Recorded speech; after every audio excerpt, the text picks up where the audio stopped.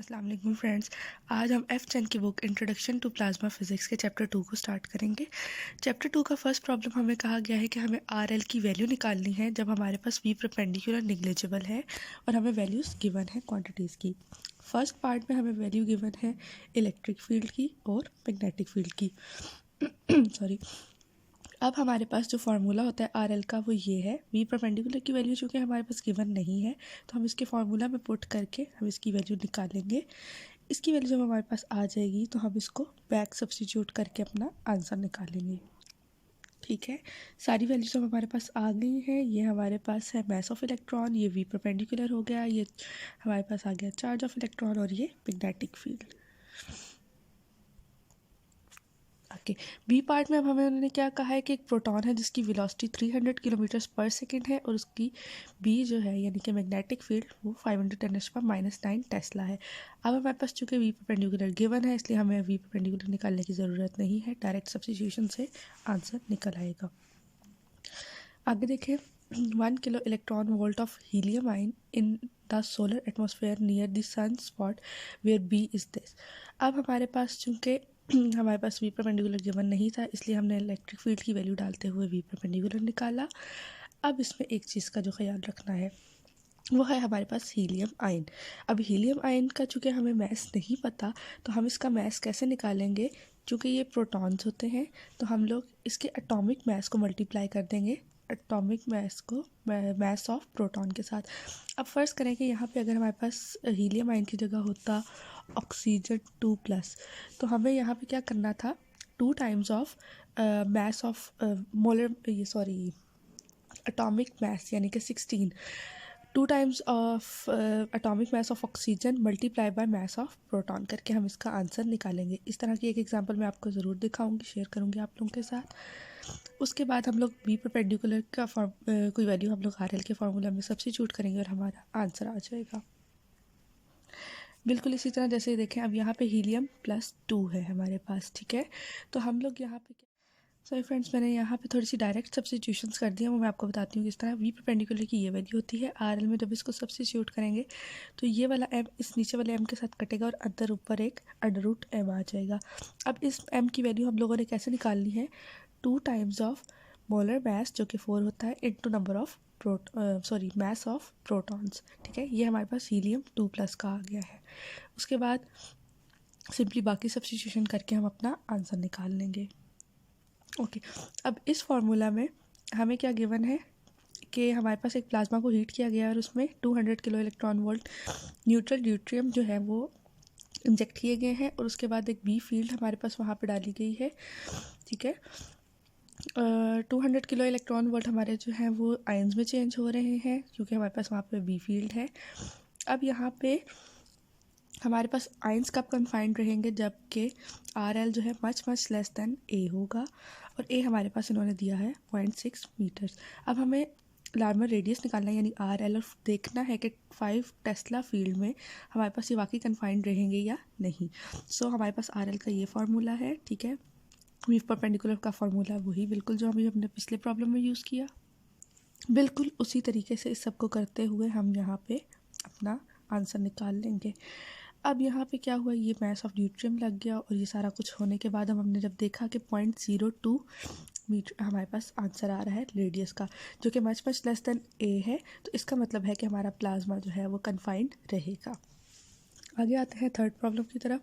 एक ion engine है जिसकी फील्ड है 1 टेस्ला और उसमें हमारे पास हाइड्रोजन प्लाज्मा है और हमारे पास उसकी वेलोसिटी E×B जो है वो किसके 1000 किलोमीटर पर सेकेंड की है। अब हमने इलेक्ट्रिक फील्ड निकालनी है इसमें, तो हमारे पास E×B हमें बताया हुआ है ये है। ठीक है, VE जो होती है हमारे पास E×B/B² है। इसकी प्रॉपर डेरिवेशन आप अपने चैप्टर में देख लें। हम इसको निकालेंगे तो हमारे पास VE की जो वैल्यू आती है वो 1×10⁶ मीटर पर सेकेंड स्क्वायर आ जाएगी। अब ये किस तरह है, हमारे पास B जो है वो 1 टेस्ला था, E हमारे पास E×B जो है वो 1000 किलोमीटर्स पर सेकेंड थी, तो किलोमीटर्स को हमने यहाँ पे मीटर्स में कन्वर्ट कर दिया है। उसके बाद VE, ये वाली जो VE है वो E/B होती है। अब हमारे पास चूँकि E की वैल्यू भी आ गई है B की भी आ गई है तो हम इसको ई की सॉरी हमने निकालनी है, बी और वी ई की वैल्यू हमारे पास आ गई है। तो सिंपली हम इनको मल्टीप्लाई करेंगे जो कि एग्जैक्टली वही होगी जो हमारे पास पीछे वी ई की वैल्यू आएगी, क्योंकि हमारे पास बी जो है वो 1 था। यूनिट्स इसके वोल्ट पर मीटर्स होंगे। अब हमने क्या शो करना है फोर्थ प्रॉब्लम में कि V A is same for ions of equal mass and charge but different energies by using the following physical picture. अच्छा, अब एक पिक्चर दी हुई है, approximate the right half of the orbit by a semicircle corresponding to the ion energy after acceleration by the electric field, and the left half of the semicircle correspond to the energy after deceleration.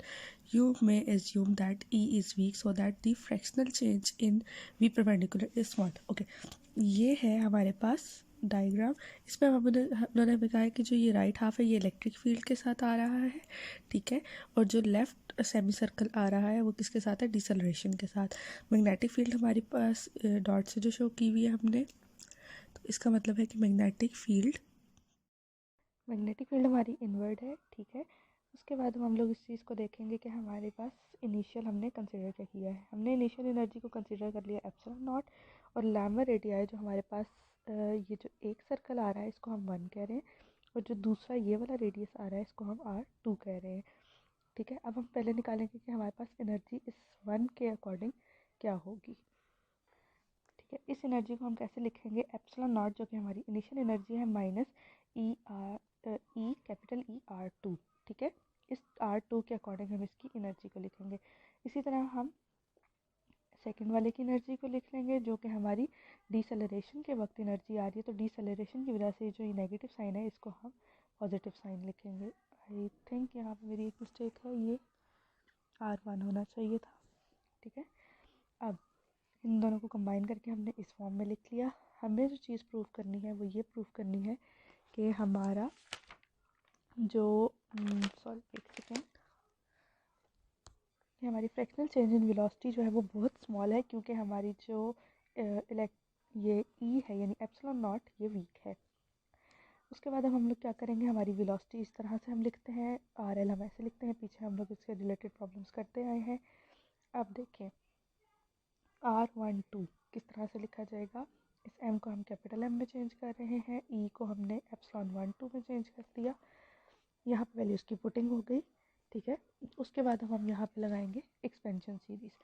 Expansion series लगाने का मकसद क्या है कि हमारे पास जो इसकी power में हाफ आ रहा है हम उसको ख़त्म कर देंगे, वो चीज़ हमने ख़त्म कर दी यहाँ से। उसके बाद हम इसको ओपन करके लिख लेंगे। अब हमने इसको ओपन करके लिख लिया तो हमारे पास देखें जो R12 हमने पीछे डिफ़ाइन किया था यहाँ पे वो इस फॉर्म में था, ठीक है। तो हम R12 की जगह इसको तो नहीं लिखेंगे, लेकिन हमने अब इस चीज़ को देखना है कि ये आगे किस तरह से परसू कर रही है।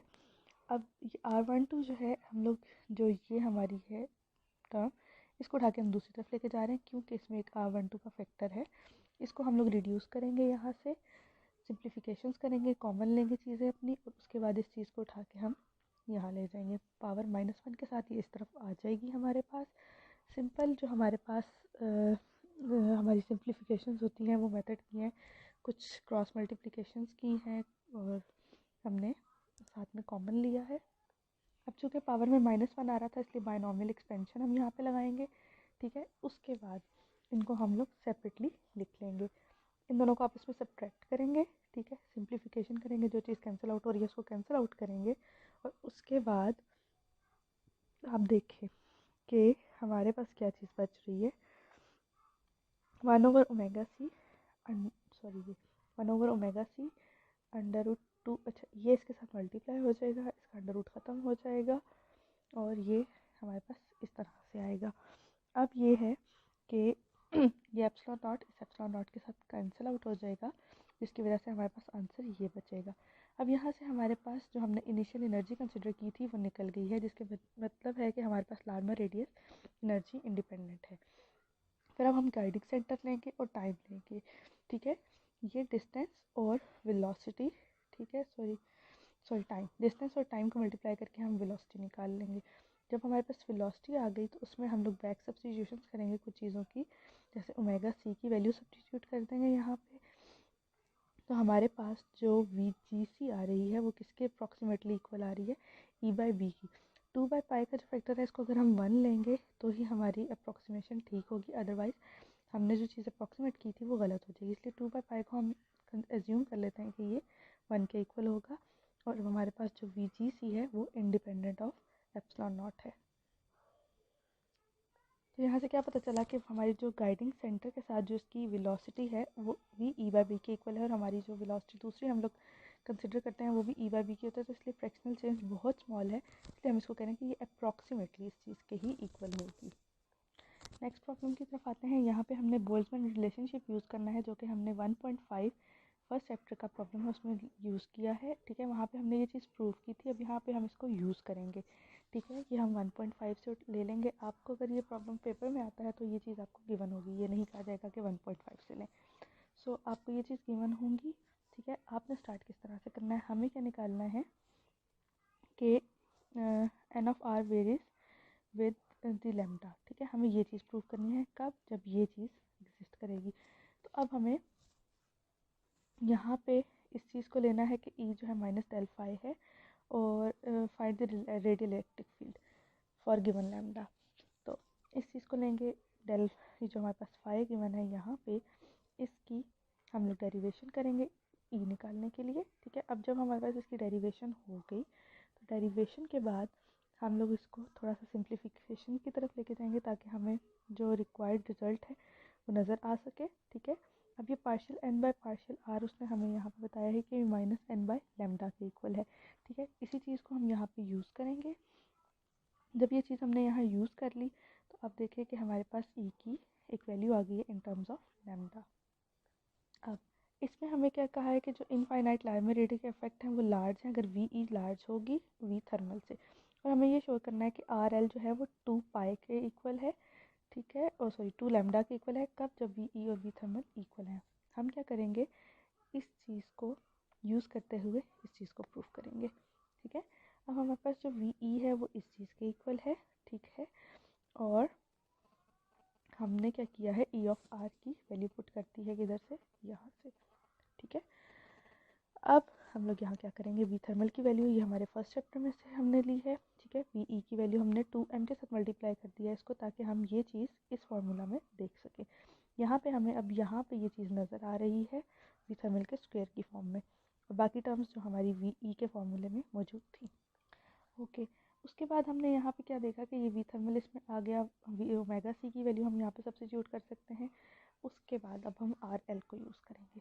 RL की बात हमने लिख ली। अब हमें पता है कि डिस्ट्रीब्यूशन ऑफ वेलोसिटीज़ के लिए हम लोगों को क्या है, एवरेज ऑफ RL लेनी होती है।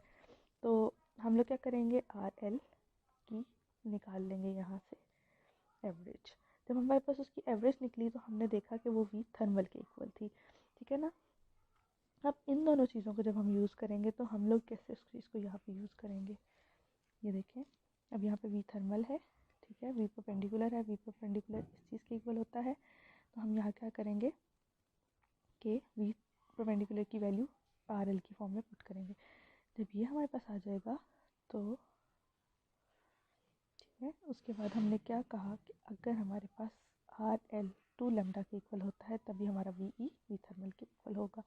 सो इसका क्या मतलब हुआ कि अगर VE V थर्मल के इक्वल है तो RL को 2 पाई लैम्डा के इक्वल होना ही होगा। ओके, लास्ट प्रॉब्लम जो हमारे रिलेटेड है उसके लिए हमें V की वैल्यू दी गई है, KE KTI दी हुई है। ठीक है, उसके बाद हमें डेंसिटी दी हुई है। हमें ये चीज़ बता के अब कहा गया है कि हमें VE मैक्सिमम निकालनी है जब A 1 सेंटीमीटर है। हम इसको यूज़ करेंगे, इसको स्टार्ट करने के लिए हम ये वाला फार्मूला यूज़ करेंगे। ठीक है, यहाँ से इस चीज़ की वैल्यू निकाल लेंगे। ठीक है, अब यहाँ पे हमारे पास n की 2 वैल्यू थी तो हमने उनको इक्वेट किया था। ठीक है, उनको इक्वेट करके हमने यहाँ से फाई की वैल्यू निकाल ली। जब हमारे पास फाई की वैल्यू आ गई, हमने इसको निकालना क्यों था, क्योंकि हमें ई की वैल्यू चाहिए, और ई क्या होता है, डेल फाई। तो अब हमें पता है कि वी ई जो है वो -E/RB, ठीक है, E/R/B। ठीक है, और वो थीटा डायरेक्शन में है तो हम लोग उसके लिए माइनस का साइन लगा रहे हैं। अब हमें पता है E - del phi है, तो हम इसको फाई का डेरिवेटिव लेंगे। ठीक है, जब फाई का डेरिवेटिव ले लिया तो अब हमने यहाँ पे क्या किया, जो हमारे पास E R आया उसका अगेन डेरिवेटिव ले लिया विद रिस्पेक्ट टू R। जब हमने ऐसे कर लिया तो हमने यहाँ से एक्चुअली ये क्यों किया, क्योंकि हमें जो इसकी लिमिट्स हैं उसमें से ए की वैल्यू हमने सब्स्टिट्यूट करनी है और हमें ए की वैल्यू निकालनी होगी। अब हमने यहाँ से इसकी डेरिवेशन करके इसको इक्वल्स टू 0 क्यों, क्योंकि हमें मैक्सिमम वैल्यू चाहिए थी। हमने इसको पुट किया और हमने यहाँ से आर इन टर्म्स ऑफ ए निकाल लिया। अब हमें पास ई मैक्सिमम आएगा जब हम आर की जगह a√2 सब्स्टिट्यूट कर देंगे। ठीक है, ये सब्स्टिट्यूशन करने के बाद अब देखें हमारे पास क्या हो रहा है।